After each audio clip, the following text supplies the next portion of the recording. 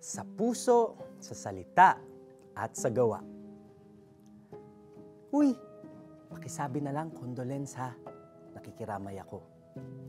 Ito ang parating bukang bibig ni Malu pag may kakilalang namatayan.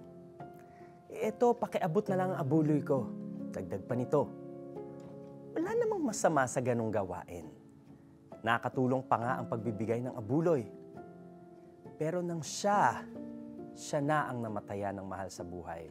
Na-realize ni Malu na kapag nagluluksa pala ang isang tao, ang pinaka hinahanap-hanap niya pala ay ang presensya ng iba. Tunay nga, our presence is the strongest form of support anyone can give para sa mga namatayan ng loved ones. We don't even have to say a word. We just have to be there. Love speaks loudly with our presence. Naisip na Malu na pwede naman pala niyang gawin yun dati. Di naman malayo ang kanyang tinitirhan.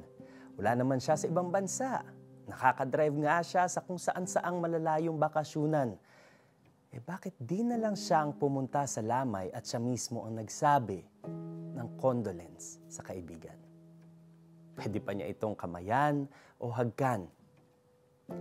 Ipinasabi na lang ang pakikiramay para bang tinext na lang. At ang abuloy na ibinigay niya, galing ba yun sa puso o dahil nakagawian lang? Or worse, ay dahil pinangangalagaan ang sariling reputasyon. May kulang. Siguro kasi hindi masyadong mahalaga sa kanya ang taong namatayan. Hindi niya masyadong mahal. Maihahalin tulad natin ang kwento ni Malu sa pagsunod sa mga utos ng Panginoon. Hanggang salita lang ba tayo? Sumusunod lang ba tayo sa Panginoon dahil inutos o dahil nakakahiya sa iba? Only our loving God knows our hearts. But He desires our obedience that stems from our love for Him. Let's pray. Panginoon, patawarin po ninyo kami sa aming mga pagkukulang. Ilang beses na po kaming kumilos dahil lamang nagigilty o nagpapakitang holy. Sorry po sa pagpapanggap. You alone know our true intentions. Cleanse our hearts, O God, and renew our spirits. May we act in obedience because we love you and nothing else. In Jesus' name I pray.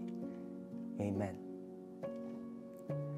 Today, why don't you go out of your way to show someone you care? Di bali na kung inconvenient. Do it even if it will cost you your time and effort and maybe even your money. But the important thing is to do it out of love for God. See how you feel afterward.